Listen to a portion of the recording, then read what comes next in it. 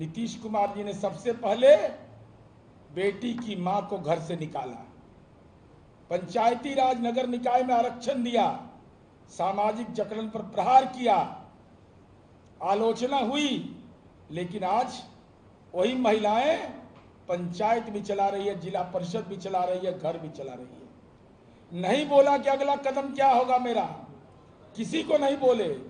अगला कदम उन्होंने कहा कि हम बेटी को साइकिल देंगे। एक आध गो रिसर्च हुआ है हार्वर्ड यूनिवर्सिटी में, तेजस्वी यादव आप पर हुआ है, और नीतीश कुमार जी की साइकिल योजना का देश के दूसरे राज्य तो फॉलो किए ही, दुनिया के विभिन्न विश्वविद्यालय में रिसर्च किया गया। साइलेंट जिसको कहते परिवर्तन वह समाज के अंदर हुआ, वह साइकिल नहीं था। हमारी बेटियों को स्वावलंबी बनाना, रूल ऑफ लॉ को चेक करना कि लुच्चा लफंगा कोई बदमाशी तो नहीं करता है, और वह बेटी केवल स्कूल नहीं, अपने माँ बाप का दवा भी लाती थी और घर का सामान भी लाती थी। तो कहाँ बताया नीतीश जी कि हम साइकिल दे देंगे। फिर नीतीश कुमार जी ने नहीं कहा कि हम स्कॉलरशिप देंगे, फिर स्कॉलरशिप दे दिया। नहीं कहा कि अगला कदम क्या करेंगे, फिर बेटियों को सरकारी नौकरी में आरक्षण दे दिया। बेटियों को सरकारी नौकरी में आरक्षण देने के बाद नीतीश कुमार जी ने जीविका की दीदियों की मांग पर शराबबंदी लागू कर दिया।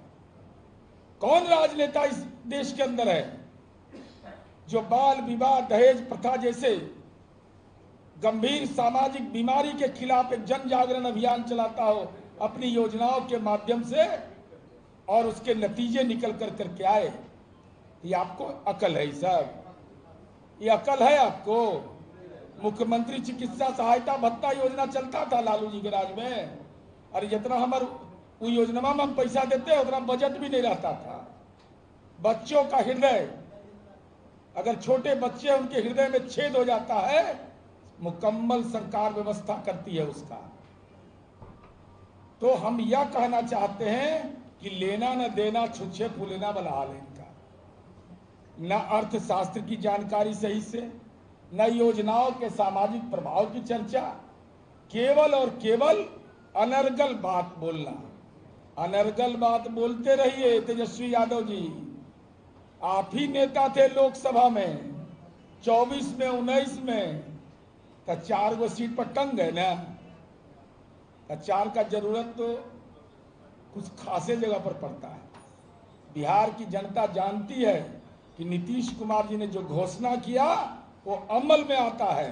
हमने अगर कहा 10,000 देंगे तो राघोपुर में देके दिखा दिए।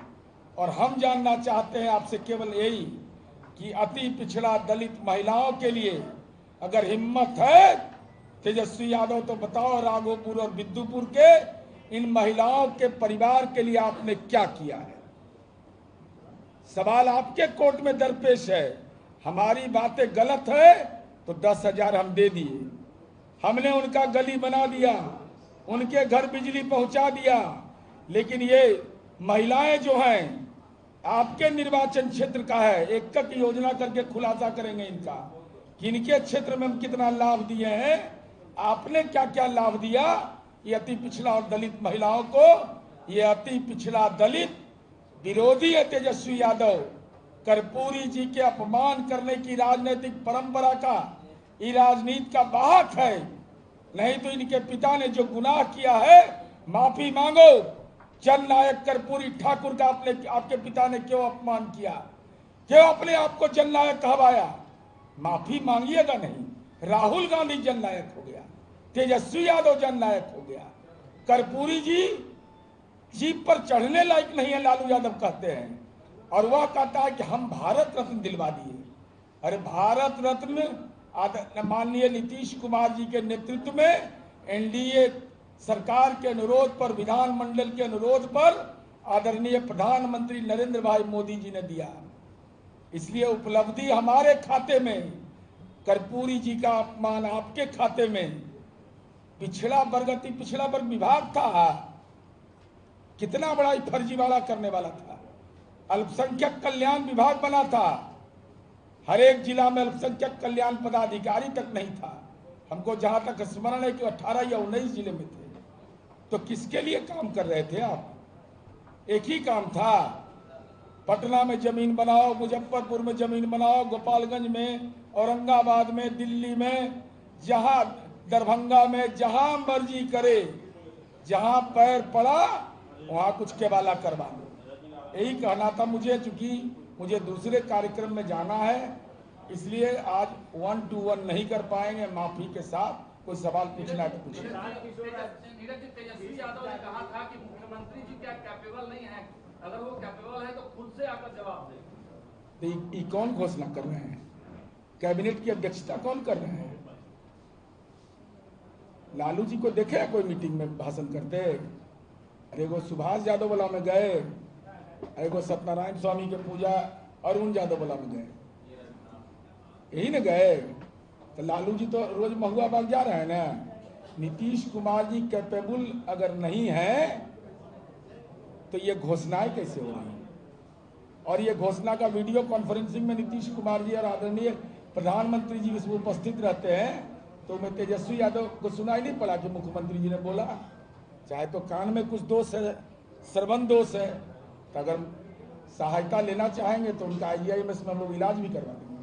नीतीश कुमार जी पूरी कार्य क्षमता से, और मैं चुनौती के साथ कहता हूं कि नीतीश कुमार जी प्रगति यात्रा से लेकर अब तक जितना उन्होंने दौरा किया है, तेजस्वी यादव आप भी अपना डिटेल जारी करिए, आपको एहसास हो जाएगा। तो कौन रोक रहा है? इसके लिए नवरात्र की प्रतीक्षा करने की जरूरत है। घोषणा करिए जिसको करना है, जो भी आरोप लगाना है, कोई दिक्कत नहीं है। गलत गलत होता है, उसमें जनता दल अपनी भूमिका तय करके बताएंगे। अब वो किन कारणों से हुए इसकी जानकारी लेकर के हम बता देंगे। अगर कोई अत्यधिक वर्षापात से, पानी का प्रवाह से, कुछ से हुआ है, नहीं तो ऐसा भी आरोप तेजस्वी यादव लगा चुके हैं हम पर। गोपालगंज का एक जगह था, मुझे स्मरण नहीं है, वहाँ का क्या कहते हैं, अप्रोच रोड गिरा, कई पुले गिर गया, हम पकड़े कली तो गलत बयानी अब कर रहे हैं। इसलिए उसका तात्कालिक कारण स्थायी, अगर ऐसा हुआ है तो जो गुनाहगार होगी उस पर कार्रवाई होगी। किसी को यह अधिकार नहीं है, अगर मापदंड का पालन नहीं हुआ है तो बचाव करने वाले नहीं, हम लोग कार्रवाई करेंगे। अशोक चौधरी पे क्या बोलेंगे सर? अब तो बोलिए नेता, आप क्या बोल रहे हैं? हमारी बात से कोई असहमत हमारी पार्टी के नेता आपको मिले हैं? अरे जो हम बोल रहे हैं सो बताइए ना। हमारी पार्टी के कोई भी नेता असहमत मिले आपको? प्रदेश अध्यक्ष जी ने, राष्ट्रीय कार्यकारी अध्यक्ष, राष्ट्रीय अध्यक्ष, किसी ने मंतव्य दिया है उससे अलग? तो जब हम, इसका मतलब कि पार्टी के प्रवक्ता के बयान का महत्व बरकरार है।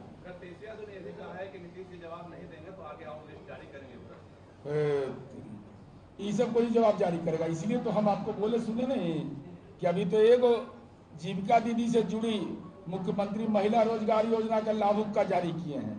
उनके निर्वाचन क्षेत्र में जो समाज के अति पिछड़ा, दलित, समाज के विभिन्न समुदाय को जो नीतीश कुमार जी की योजनाओं का लाभ मिला है, हम उस पर अपना पूरा पत्र जारी करते हैं।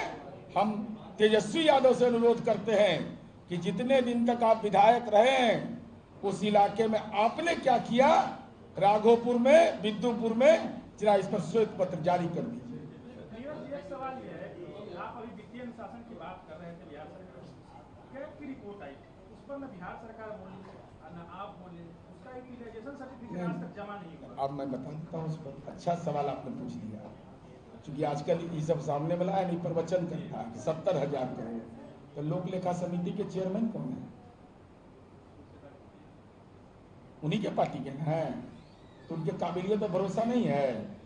अरे स्कैम है यह।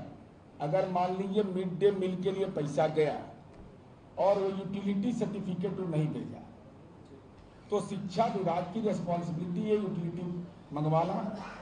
तो जो भी यूटिलिटी आप नहीं दीजिएगा तो कैग उसकी जांच करेगा। कैग की रिपोर्ट महामहिम के यहाँ जाता है, महामहिम की रिपोर्ट से ले होता है सदन के अंदर। ये परंपरा ही, कोई बिहार का नहीं, देश भर का है। और पब्लिक अकाउंट्स कमेटी के चेयरमैन विपक्ष के होते हैं, तो कौन रोक रहा है जांच में? कोई रोक तो नहीं रहा है। मैं उसका मेंबर रहा हूँ। हर एक डिपार्टमेंट को हर एक कंडिका पर बहस करने का अधिकार है। डिपार्टमेंट को बुलाया जाता है कि घोटाला है, अरे ये तो आपने उपयोगिता नहीं दिया, तो इसके आधार पर आप घोटाला कर दीजिएगा किसी को।